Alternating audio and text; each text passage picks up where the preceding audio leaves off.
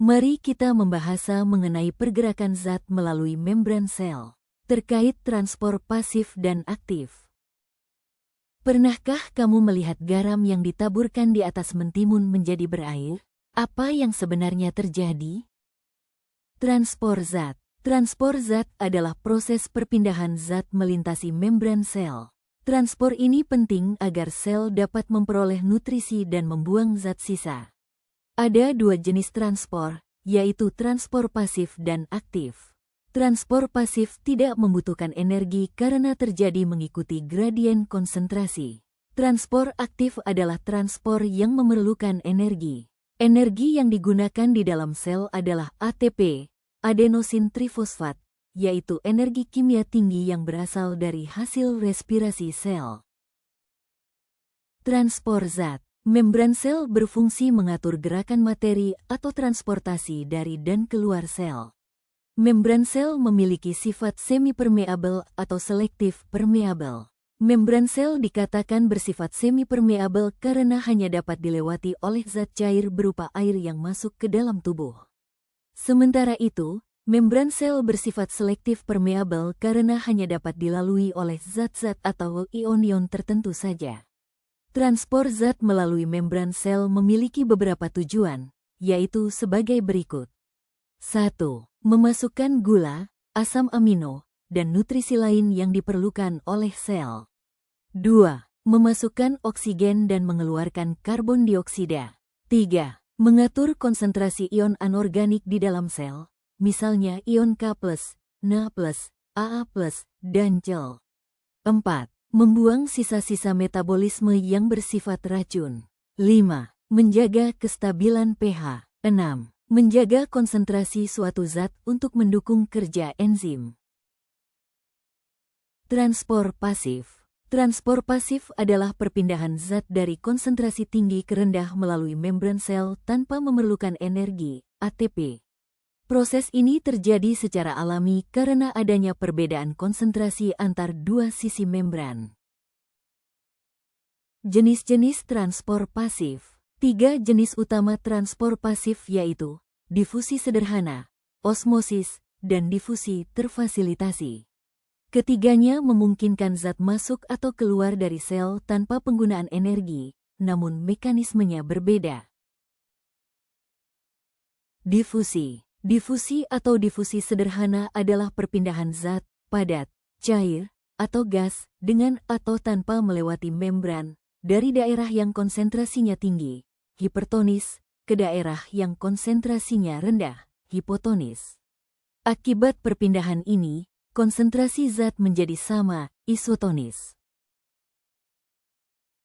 Contoh difusi sederhana. Contoh nyata difusi sederhana adalah pertukaran oksigen dan karbon dioksida di alveolus paru-paru, di mana gas-gas ini berpindah berdasarkan perbedaan konsentrasi antara darah dan udara.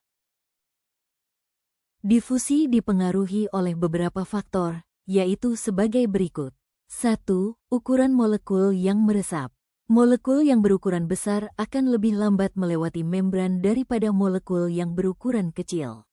2. Suhu. Kenaikan suhu akan mempercepat gerakan molekul, sehingga laju difusi semakin cepat. 3. Konsentrasi zat. Semakin besar gradien konsentrasi antara dua zat, semakin cepat laju difusinya. 4. Wujud materi. Zat padat akan lebih lambat dalam proses difusi dibandingkan zat cair dan gas. Contoh peristiwa difusi adalah difusi O2 pada hewan bersel 1. Difusi dapat terjadi karena konsentrasi O2 di udara lebih tinggi daripada konsentrasi O2 di dalam sel. Difusi terfasilitasi. Difusi terfasilitasi adalah perpindahan zat yang tidak bisa melewati lapisan lipid, tetapi dibantu oleh protein kanal atau protein pembawa di membran. Zat yang sering melalui jalur ini contohnya glukosa dan ion. Sebagai contoh, bakteri Escherichia coli akan menurun metabolismenya jika dipindahkan ke dalam medium laktosa. Hal ini dikarenakan laktosa tidak dapat melalui membran sel. Akan tetapi, beberapa saat kemudian, laktosa dapat melewati membran sel dengan bantuan enzim permes. Mekanisme difusi terfasilitasi yaitu melalui protein pembawa dan kanal. Difusi terfasilitasi oleh protein pembawa. Protein pembawa memiliki sifat seperti enzim, yaitu bersifat spesifik terhadap zat dan tempat pengikatan molekul yang diangkutnya. Protein pembawa dapat berubah bentuk saat mengikat dan melepas molekul yang dibawanya. Misalnya, enzim permes. Permes adalah suatu protein, enzim, membran sel yang akan memberi jalan bagi ion dan molekul polar tidak bermuatan agar dapat melintasi dua lapisan lipid hidrofobik dari membran sel. Protein pembawa memudahkan difusi molekul asam amino dan glukosa. Pada penyakit turunan sistinuria, sel ginjal tidak memiliki protein yang mentranspor sistein dan asam amino lain. Akibatnya, di dalam sel ginjal terjadi akumulasi asam amino yang kemudian akan mengkristal menjadi batu ginjal. Difusi terfasilitasi oleh protein kanal. Difusi ini terjadi pada molekul-molekul besar seperti asam amino dan glukosa, atau ion-ion seperti K+, Na+, dan Cl. Molekul-molekul tersebut dapat berdifusi dengan bantuan protein integral yang membentuk saluran protein. Osmosis. Osmosis adalah perpindahan molekul air melalui membran semipermeabel dari larutan berkonsentrasi rendah, hipotonik, ke larutan berkonsentrasi tinggi, hipertonik. Osmosis menjaga keseimbangan cairan dalam dan luar sel. Contohnya proses penyerapan air dari tanah masuk ke akar, proses penguapan yang terjadi di daun, proses keluarnya keringat dan terbentuknya urin. Contoh osmosis. Sel darah merah mengalami krenasi yaitu mengerutnya sel karena sel berada di lingkungan yang hipertonis, sehingga sel kehilangan air. Krenasi terjadi pada sel yang tidak memiliki dinding sel, seperti sel hewan. Sel darah merah mengalami lisis yaitu pecahnya sel karena sel berada di lingkungan yang hipotonis. Peristiwa ini terjadi pada sel yang tidak memiliki dinding sel. Ketika banyak air dari luar masuk ke dalam sel, sel akan mengembang dan akhirnya pecah. Contoh osmosis. Sel tumbuhan mengalami plasmolisis adalah lepasnya membran sel dari dinding sel tumbuhan karena sel berada di lingkungan yang hipertonis. Air di dalam sel akan keluar, sehingga sel kekurangan air. Sel tumbuhan mengalami turgid adalah keadaan sel tumbuhan yang mengembang karena sel berada di lingkungan yang hipotonis. Air dari luar sel akan masuk ke dalam sel, sehingga sel penuh dengan air. Hal ini akan mendorong membran sel melekat ke dinding sel. Perbedaan ketiga jenis transport pasif. Perbedaannya terletak pada zat yang dipindahkan dan cara melewati membran, difusi sederhana untuk gas kecil, osmosis untuk air, dan difusi terfasilitasi untuk zat yang memerlukan bantuan protein membran. Manfaat transport pasif bagi sel. Transport pasif membantu sel memperoleh oksigen, membuang karbon dioksida, menjaga keseimbangan air, dan memasukkan nutrisi penting tanpa memboroskan energi. Transport aktif. Transport pasif adalah perpindahan zat dari konsentrasi tinggi ke rendah melalui membran sel tanpa memerlukan energi, ATP. Proses ini terjadi secara alami karena adanya perbedaan konsentrasi antar dua sisi membran. Pompa ion natrium kalium. Pompa ion natrium kalium merupakan gerakan pemompaan ion K+ ke dalam sel dan ion Na+ keluar sel.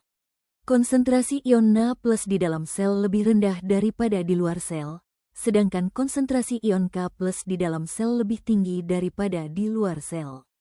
Memasukkan ion K+ dan mengeluarkan ion Na+ harus melawan gradien konsentrasi, sehingga dibutuhkan sejumlah ATP dan bantuan protein integral pada membran sel. Setiap pengeluaran 3 ion Na+ akan diimbangi dengan pemasukan 2 ion K+. Kotranspor. Kotranspor merupakan transpor aktif dari zat tertentu yang dapat menginisiasi transpor zat terlarut lainnya. Kontranspor dilakukan oleh dua protein transpor dengan bantuan energi berupa ATP. Contoh peristiwa kotranspor adalah pompa proton yang menggerakkan transpor sukrosa pada sel tumbuhan. Proton, H+, keluar dari sel melalui suatu protein transport pada membran sel. Setelah itu, ion H+ yang keluar akan membawa sukrosa memasuki sel melalui protein transport lainnya. Mekanisme kotranspor sukrosa H+ berguna untuk memindahkan sukrosa hasil fotosintesis ke sel berkas pengangkut daun. Selanjutnya, hasil fotosintesis tersebut diangkut ke organ non-fotosintetik seperti akar melalui jaringan vaskuler tumbuhan. Endositosis. Endositosis adalah peristiwa pembentukan kantong membran sel saat larutan atau partikel ditransfer ke dalam sel. Ada 3 bentuk endositosis, yaitu pinositosis, fagositosis, dan endositosis diperantarai reseptor A.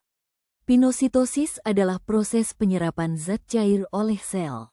Contohnya, sel-sel epitel usus melakukan pinositosis untuk menelan nutrisi yang dihasilkan dari proses pencernaan makanan B.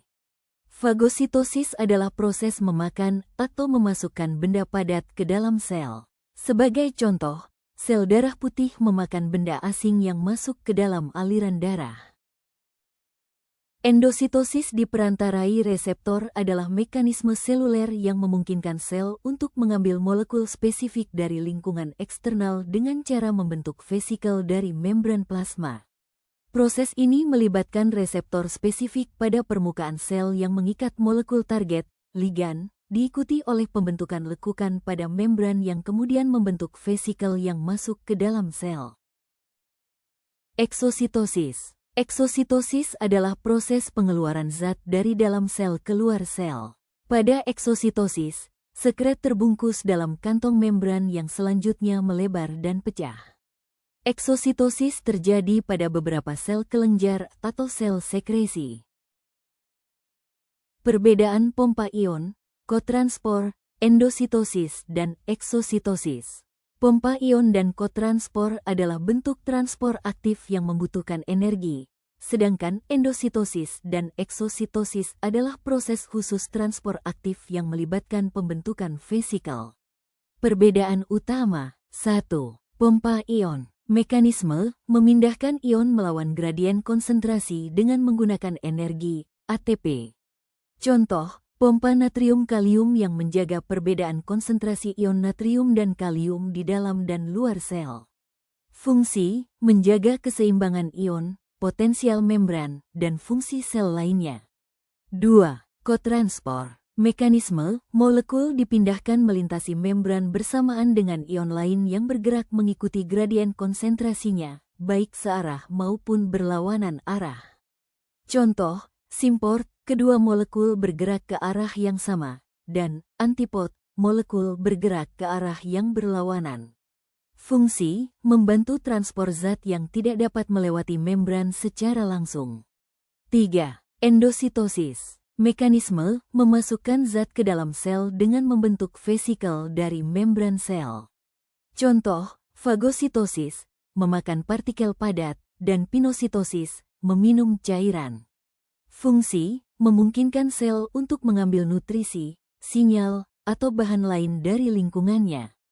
4. Eksositosis. Mekanisme, mengeluarkan zat dari sel dengan menggabungkan vesikel yang berisi zat tersebut dengan membran sel dan melepaskannya keluar sel. Contoh, pelepasan neurotransmitter, hormon, dan enzim. Fungsi, memungkinkan sel untuk mengeluarkan produk limbah, sinyal, atau zat lain yang diperlukan untuk fungsi tubuh. Manfaat transport aktif bagi sel. Manfaat transport aktif bagi sel yaitu mempertahankan gradien konsentrasi zat di dalam dan di luar sel, memungkinkan sel untuk menyerap nutrisi meskipun konsentrasinya rendah di lingkungan ekstraseluler, serta membantu mengeluarkan zat sisa dan racun dari sel.